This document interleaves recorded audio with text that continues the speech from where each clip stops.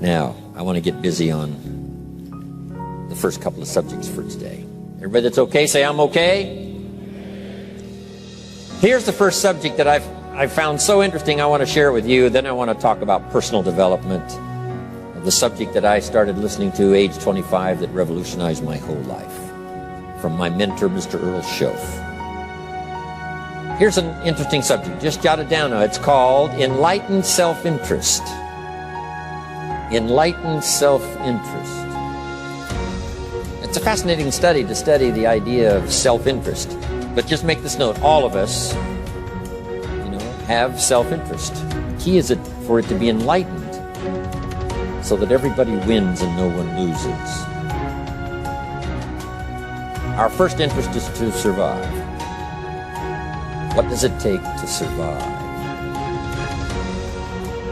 Our second interest is to succeed. What does it take to succeed? What does it take for me personally to survive and to succeed? Can I legitimately be interested enough in the things that help me both succeed and survive? And here's what I discovered. The answer is yes. It's possible to exercise self-interest, but to do it in such a way that no one loses, everyone benefits. Key phrase. Life was not designed to give us what we need. Life was designed to give us what we deserve. We do not reap a harvest in the fall because we need it. We reap a harvest in the fall because we deserve it. Not necessarily from a moral standpoint. Of course, there are some moral laws as well, spiritual and moral laws.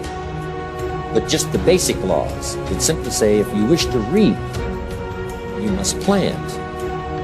So jot this down. Reaping is reserved for the planters. And the reason they reap is because they deserve it.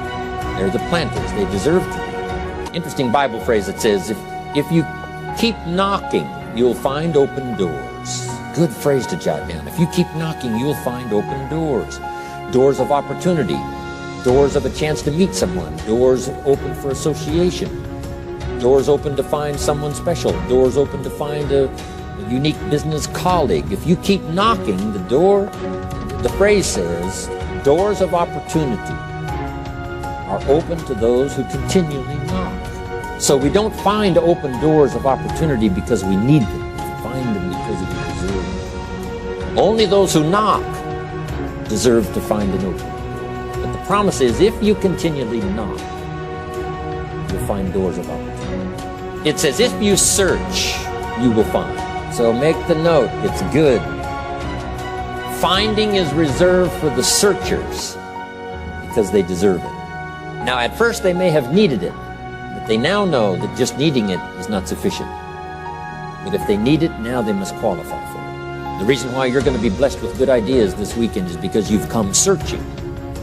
You've gotten on an airplane to come searching. You got in your automobile to come searching. You got here searching. Now you're ready to receive.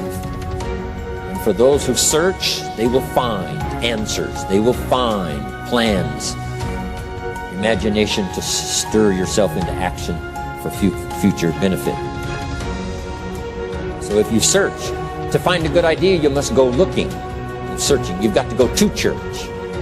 You've got to go to class. You've got to go to the seminar. You've got to go to the library. You've got to go to the books if you wish to find. Rarely does a good idea interrupt you. Rarely. But if you will search, you will find. So we get not what we need, but we get what we deserve. It says if you ask, someone has an answer. If you keep asking, the answers belong to you. Because by virtue of asking, you have qualified. So we don't get what we need, we get what we deserve. The mother on welfare should be taught in some small manner that hopefully she can begin deserving the welfare check. Not getting it because she needs it, but now starting to get it because she deserves it. If the welfare worker says to Mary, Mary, I brought a bucket of paint and a paintbrush, and the next time I come, if the door is painted and the fence here in front is painted, I give you the check for $450. Not that painting the door and painting the fence is worth $450. It's not worth that much, but it is the beginning of the process. So make that note. I want to begin the process of deserving. What would that be? What process should I begin engaging in to deserve good health, to deserve a good relationship, to deserve prosperity, to deserve an enterprise, to deserve the opportunity to build a city? What must I do to begin the process of deserving? So now the welfare worker comes back and the door is painted and the fence is painted. And now Mary gets the $450 to help take care of her children. Not because she needs it, but because she's beginning to deserve it. Then the welfare worker thinks of some other problem. She said, Mary, if these weeds are gone and this little garden is cultivated, when I come back, now that the door is painted and the fence is painted, if the weeds are gone and this little garden is cultivated, you get the $450. And step by step, a new life is emerging, learning the process of deserving it, not just needing it. We teach our children at home, right? Child says, I need $10. So that language doesn't work here. There's plenty of money here, and the vaults are full. But to say I need $10 is not how you open the vault. So the child says what? Wow, how can I get that $10 that I need? So here's what they learn to say. How could I earn $10? Now the vault opens up. Now the money starts to flow. How could I earn $10? What could I do to earn? Not to get the money because you need it. Maybe you need the money. That's, all of us have needs.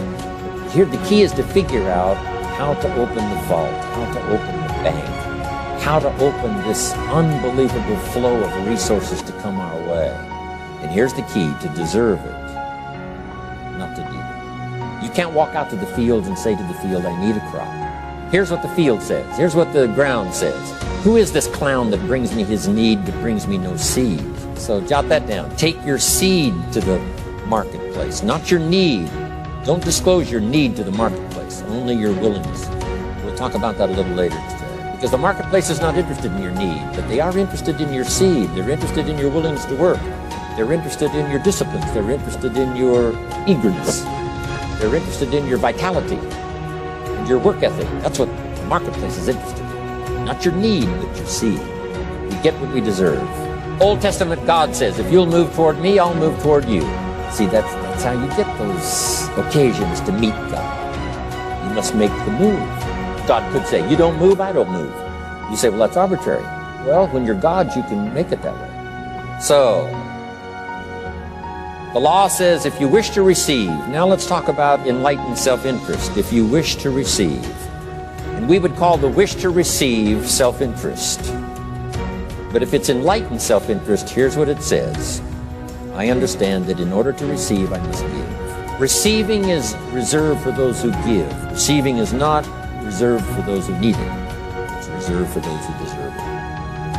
We deserve the receiving by giving. In fact, there's an extraordinary phrase in this little context, and here's what it says. It's better to give than it is to receive. Now, the uneducated person would find that difficult to ponder. Why would it be better to give than it is to receive? So let me give you one of the better phrases for the day. Here it is. Giving starts the receiving process. So of course it's better to give than it is to receive. How much receiving do you wish? You must start the giving process.